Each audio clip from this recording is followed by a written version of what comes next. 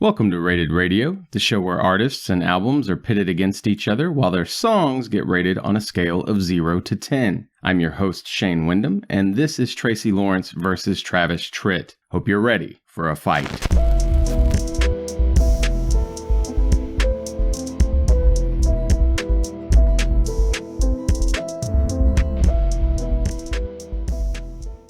Going to start here with Travis Tritt. The album that rolled randomly from his discography for me was The Restless Kind from 1996. Of the 11 tracks, I thought 10 were great, but none of them got a flawless rating. My bottom track was Did You Fall Far Enough? And my top track was Where Corn Don't Grow. The music makes me feel like I ordered something made of metal, got something plastic, but can't help adoring how good it looks on my shelf. I'd recommend this artist to fans of Charlie Daniels Band, John Anderson, George Strait, Brooks and Dunn, Kenny Rogers, and Steve Wariner. Then there's Tracy Lawrence, whose random album was Sticks and Stones from 1991. Of the 10 tracks, I thought 10 were great, but none of them got a flawless rating. My bottom track was I Hope Heaven Has a Honky Tonk, and my top track was Between Us. The music makes me feel like I'm listening to my dad sing songs about his good intentions.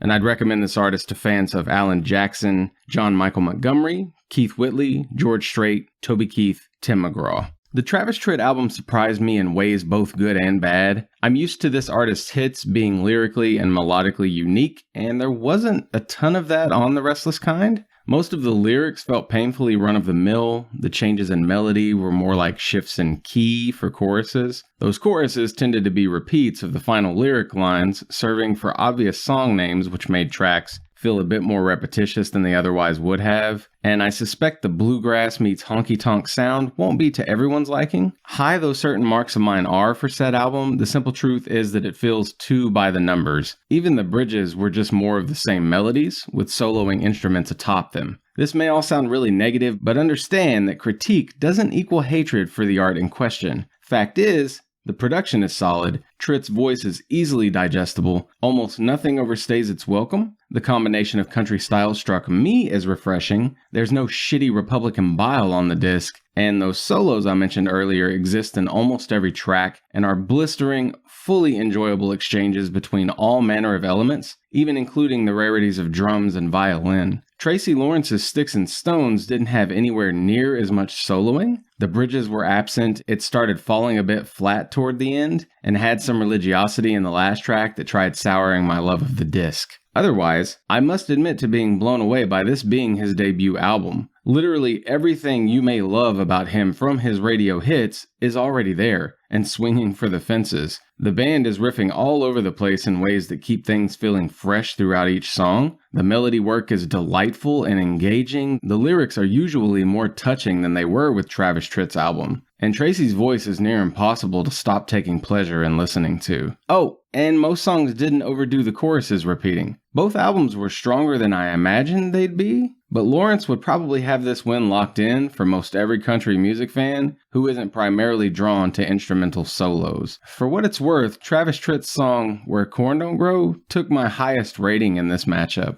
Undeniably emotional lyricism on display there that will keep me interested in future listens from that artist. Please like or comment if you're still listening, and remember you can send all kinds of feedback to rated_radio@yahoo.com. You can even see the majority of songs I rate by clicking join for free at patreon.com/ratedradio. Anyway, that's going to do it for now. Until next time, fill your world with music.